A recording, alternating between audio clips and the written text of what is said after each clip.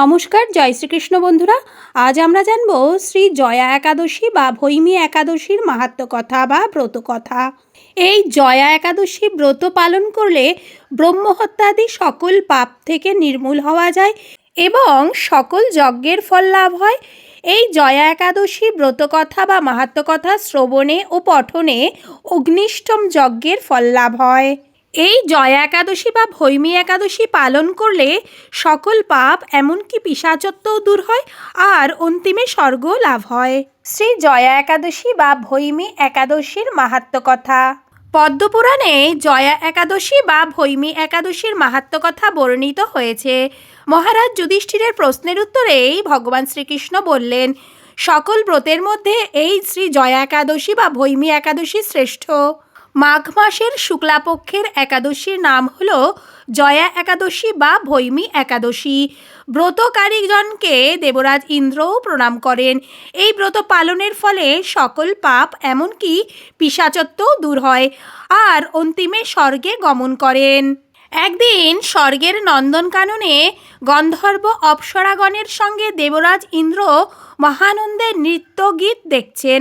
চিত্ররথ গন্ধর্বের পুত্র পুষ্পবান, পুষ্পবানের পুত্র মাল্যবান, মাল্যবান রূপে অনুপম।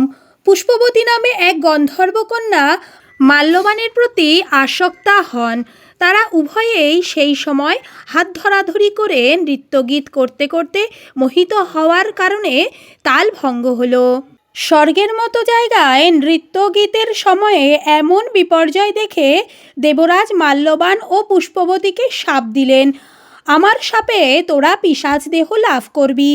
ইন্দ্রের সাবধানের সঙ্গে সঙ্গেই মাল্যবান ও পুষ্পবতী উভয়েই পিশাচজনি পেয়ে স্বর্গভ্রষ্ট হয়ে হিমালয়ে দুর্বহ জীবনযাপন করতে লাগলো।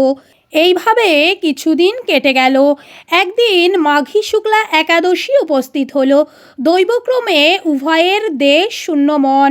সেই দিন তারা কোনো জীবহিংসা করল না, অতি দুঃখে উপবাসী রইল। উভয়েই রাত্রিতে হলো অবসন্ন, ঠান্ডার জন্য নিদ্রাও হলো না।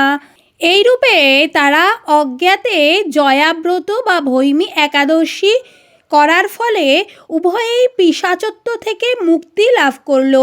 পুনরায় রূপবান ও রূপবতী হল। দিব্য দেহ ধারণ করে বিমানে চড়ে স্বর্গে গমন করল। তাদেরকে দেখে ইন্দ্র হলেন বিস্মিত। জিজ্ঞাসা করলেন কেমন করে তারা শাপমুক্ত হলো। তখন মাল্যবান সকল বৃত্তান্ত ব্যক্ত করল, যেভাবে অজ্ঞানে হলেও জয়াব্রত অর্থাৎ ভৈমী একাদশী সাধন করে পিশাচত্ব দূর হলো। তখন দেবরাজ বললেন, এখন তোমরা আমার পূজ্য। তারপর তিনি সমাদরে শ্রেষ্ঠ বাসস্থান দিলেন। পুনরায় পুষ্পবতী ও মাল্যবান স্বর্গে সুখে জীবন কাটাতে লাগল। ব্রহ্মহত্যাদি সকল পাপ জয়াব্রতের দ্বারা নির্মূল হয়।